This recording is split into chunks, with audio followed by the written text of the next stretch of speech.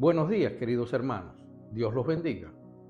Uno de los retos más difíciles para un hijo de Dios es luchar con nuestras expectativas. Es un proceso que está claramente definido en la Biblia. Quienes profesamos esta fe en nuestro Señor y Salvador Jesucristo, debemos afinar lo que llamo nuestro espectómetro, para no ser injustos o para no recibir desilusiones. Y es que no podemos olvidar que si como cristianos nos hacemos expectativas muy altas sobre un hermano y no miramos sus luchas y circunstancias, podemos quedar desilusionados porque no se cumplen los pronósticos que esperábamos de esa persona y estaríamos siendo injustos si nos ponemos a juzgar a esa persona. Por otro lado, si ponemos nuestra expectativa en alguien en base a nuestro conocimiento en la palabra de Dios y a nuestro camino en la fe, y no tenemos en cuenta que esa persona no ha alcanzado aún esa madurez cristiana que poseemos, vamos a recibir una desilusión mayor, simplemente porque esa persona no va a poder llegar a los niveles que esperamos.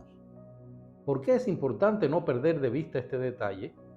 Primero, porque si pretendemos cumplir a cabalidad la gran comisión que Cristo nos encomendó, ir por el mundo y predicar el Evangelio a toda criatura, estamos obligados a establecer un plan específico para esa persona que queremos evangelizar, de modo que nuestro mensaje sea efectivo y toque su corazón y entre a su corazón. Suele suceder que muchas veces nos quejamos de hablar una y otra vez con un hermano que viene a nosotros con sus problemas y muy fácilmente decimos: si haces esto, pasará esto. Algo que está muy claro para nosotros, porque ya conocemos bien cómo operan las leyes en el reino de Dios. Pero no nos ponemos a pensar que esa persona tendrá primero que derribar muchos conceptos adquiridos durante su vida para entender esa ley de Dios de la que intentamos convencerle. Nuestra expectativa entonces estará muy por encima de la capacidad de respuesta de esa persona. Suele suceder también que esperamos una respuesta absolutamente cristiana de una persona simplemente porque esa persona nos ha dicho que ya se entregó a Jesucristo, que lleva un tiempo yendo a la iglesia. Pero al subir o bajar la varilla de nuestra expectativa, tampoco podemos olvidar un detalle importante en este caso. Esa persona, tal vez por sus actos cotidianos, demuestra que ni siquiera ha tenido un verdadero encuentro con Dios. Nuestras expectativas deben corresponder a cada persona, queridos hermanos. Un verdadero evangelista debe saber que el foco de nuestra palabra no debe estar en nosotros mismos, sino en esa persona, en su experiencia de vida, en sus traumas, en sus problemas y más específicamente en esa situación que la hace justo en ese preciso momento acudir a nosotros. Hay que entender que si no tenemos en cuenta todas esas circunstancias, podemos hablarle a esa persona justamente lo que Dios dice en su palabra.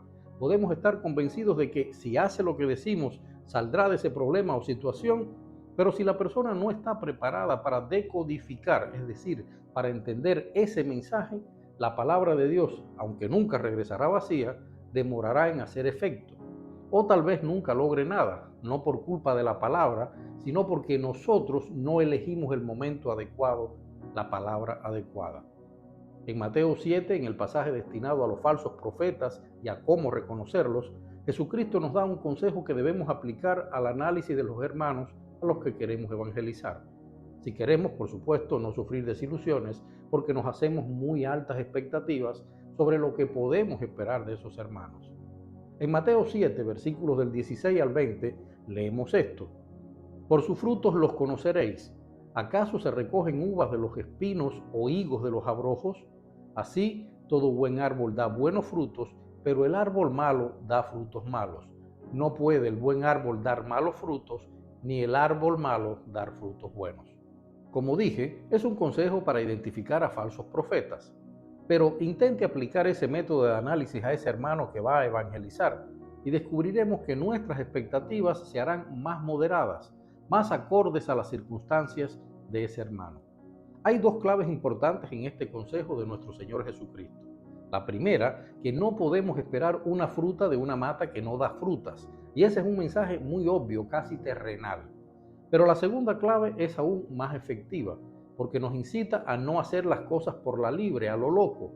Nos incita a mirar la realidad y analizarla, porque así encontraremos el verdadero valor de las cosas. Y es algo también muy simple. Una mata de uvas que no da frutos es solamente un amasijo de hojas y juncos. Una higuera que no da frutos es solo una mata. Pero cuando recogemos el fruto, decimos, esta es una vid, es una mata de uvas. ¿Qué quiere decir esto? Que salvo que estemos guiados total y absolutamente por el Espíritu Santo hacia una persona totalmente desconocida, cuando vayamos a evangelizar o esperemos alguna reacción o respuesta de un hermano en la fe o de alguien del mundo, miremos primero los detalles en los cuales se desenvuelve la vida de esa persona. Así, nuestras expectativas se pondrán en el nivel justo que nos facilite transmitir el mensaje de Dios, o nuestra valoración sobre el comportamiento de esa persona no nos llevará a juicios injustos o desilusiones. En Mateo 7, 13, 14 hay otra recomendación de Jesucristo que también nos puede servir de guía para saber qué podemos esperar de esa persona que queremos evangelizar o de la que esperemos alguna reacción o respuesta. Entrad por la puerta estrecha, porque ancha es la puerta y espacioso el camino que lleva a la perdición, y muchos son los que entran por ella, porque estrecha es la puerta y angosto el camino que lleva a la vida, y pocos son los que la hallan. Es un mensaje muy sabio, queridos hermanos. Todos nuestros análisis deben empezar preguntándonos por cuál de las dos puertas ha entrado esa persona, sea un hermano en la fe o alguien del mundo que no ha aceptado a Jesucristo en su corazón.